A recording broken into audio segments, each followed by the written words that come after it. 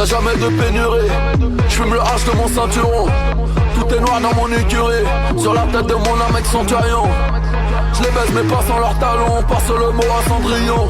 Le temps passe vite puisque nous sommes déjà au deuxième numéro de Moon Knight. Moon Knight qui est scénarisé par Max Bemis et Jason Burrows. Ce que vous ne voyez pas, c'est que pendant que je suis en train de vous présenter ce titre, Arnaud fait un max de gêne obscène derrière la caméra, mais je suis tout simplement imbattable à ce jeu-là. Donc je vais continuer de vous parler de ce comics qui est plutôt très bien. J'ai l'impression que effectivement le temps passe très vite puisque je vous parlais il y a peu de temps du premier numéro, 188. Ne vous fiez pas à la numérotation, c'était bien le nouveau départ d'une nouvelle histoire pour Moon Knight. Donc toujours ce personnage un petit peu ambivalent puisqu'en fait il est schizophrène, donc il a même plusieurs personnalités.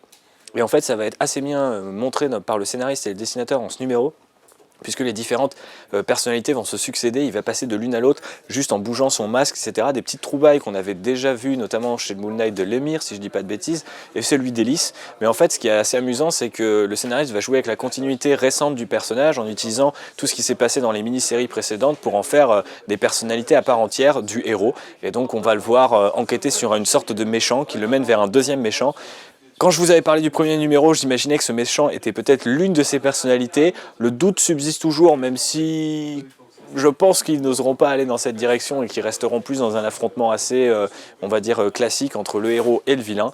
Mais je trouve que c'est toujours plutôt bien fait. Il y a un discours qui est assez intéressant, qui se distille à la fois dans la gestion des personnalités et dans la personnalité du méchant, qui a l'air d'être une sorte de gourou slash mystique un petit peu chelou. Donc je trouve que l'ambiance est vraiment bonne. Pour l'instant, c'est plutôt sur l'ambiance, même s'il y a pas mal d'actions et de petites trouvailles qui font plaisir dans ce numéro. Donc si vous aimez le personnage, je pense que c'est vraiment une série à suivre parce qu'il y a un nouveau délire qui s'est instauré sur Moon Knight et un nouveau délire qui prend en compte les délires précédents, ce que je trouve plutôt intéressant. Donc voilà, à retrouver chez Marvel cette semaine.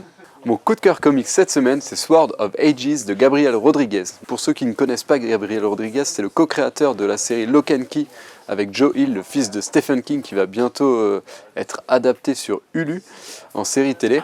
Et du coup, il revient avec un nouveau comics, mais cette fois-ci tout seul. Donc il gère la partie scénario et la partie dessin, qui s'appelle donc Sword of Ages. Et du coup, qu'est-ce que c'est?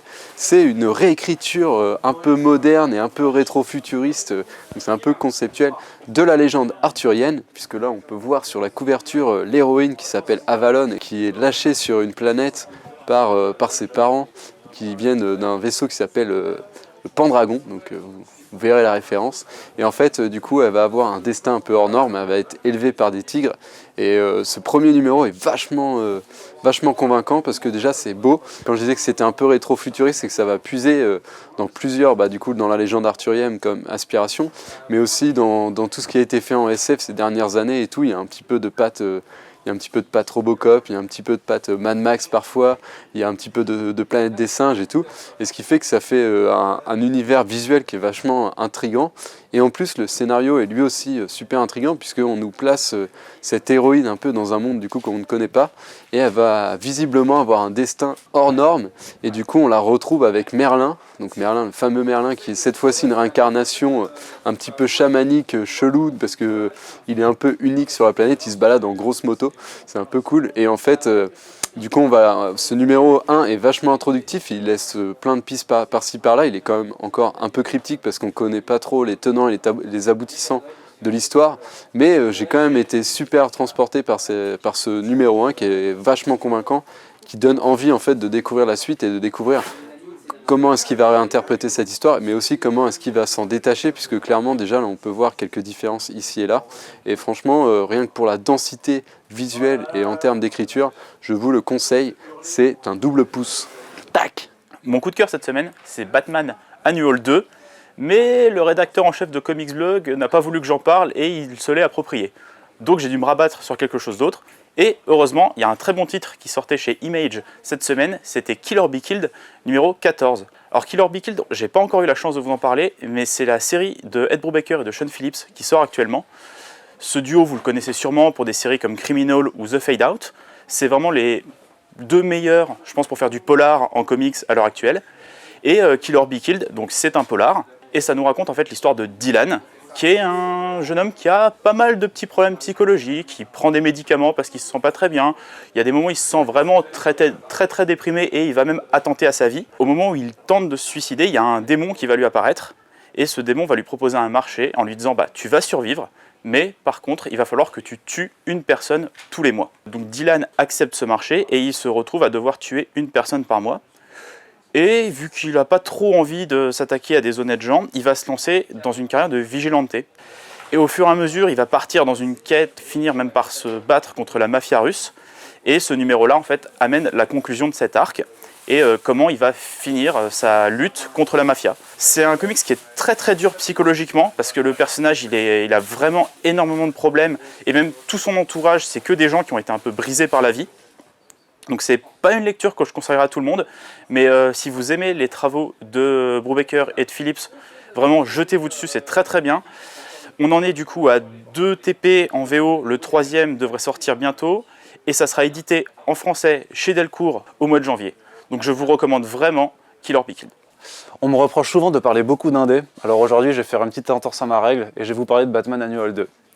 Qui prouve qu'il y a encore plein de bonnes choses à faire sur le personnage et que lire du mainstream, c'est pas grave du tout.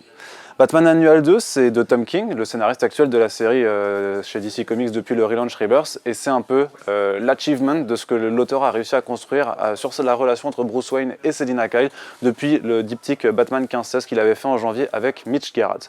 On avait déjà sa relation qui était développée dans le présent sur les derniers numéros de Batman avec les dessins de Joel Jones, et là à nouveau Tom King s'entoure d'artistes de qualité pour livrer en fait les débuts de cette histoire, mais aussi proposer une fin définitive, et à la fois à l'histoire de ce couple, et aussi une fin définitive en fait au personnage, et du coup à son run, même si Tom King a encore plein de numéros à écrire. Alors on peut le prendre comme un numéro sur un personnage d'une grande continuité qui n'aura pas de conséquences, et qui ne s'appréciera au final pas, mais en fait la proposition de Tom King en tant que scénariste, c'est simplement de s'approprier le personnage, comme l'ont fait d'autres avant, comme le feront d'autres après, et de la façon dont il termine en fait son histoire, je pense que par rapport au Batman qu'il a réussi à construire, il n'y a pas plus humain en fait, c'est vraiment, on se rappelle à ce que Bruce Wayne en fait, c'est quelqu'un comme toi et moi, qu'on n'a pas de super pouvoir et qu'il y a des choses qui sont humaines, des choses émotionnelles, des sentiments en fait qui seront plus forts en fait que même le symbole de Batman ou même la personne de Bruce Wayne. Et à ce niveau-là, c'est ultra fort émotionnellement, je l'avoue. Face à la caméra, j'ai eu très envie de pleurer sur certaines planches, et d'ailleurs je ne suis pas le seul à la rédaction. Et c'est notamment aussi parce que c'est servi par des dessins qui sont à la fois super beaux, le travail de Lewis qu'on avait déjà pu observer sur un Batman Elmer Fudd avec Tom King plus tôt dans l'année, fait des planches qui sont somptueuses, il y a des doubles pages magnifiques, mais même dans son travail, dans la mise en scène, dans l'utilisation de ses aplats et des ombres, et notamment grâce au travail fantastique sur les couleurs de Elizabeth Breitweiser d'un côté, mais il y a aussi Michael Lark qui fait une sorte d'épilogue avec les couleurs de Jun Chung, où là aussi il a un dessin qui est tout à la fois travaillé et aussi vachement accentué sur les émotions de ses personnages, et en même temps c'est peut-être une dimension justement qui est plus humaine, parce que c'est aussi une partie qui l'est plus, où il y a moins de super-héros en costume, avec une scène de fin, enfin je suis désolé mais les 5 dernières pages c'est ultra poignant, donc un moment de comics qui est vraiment très fort, qui fait date, en tout cas déjà pour cette année, c'est clairement un des numéros de Batman, et même je pense chez DC Comics franchement un des meilleurs numéros qui soit sorti cette année.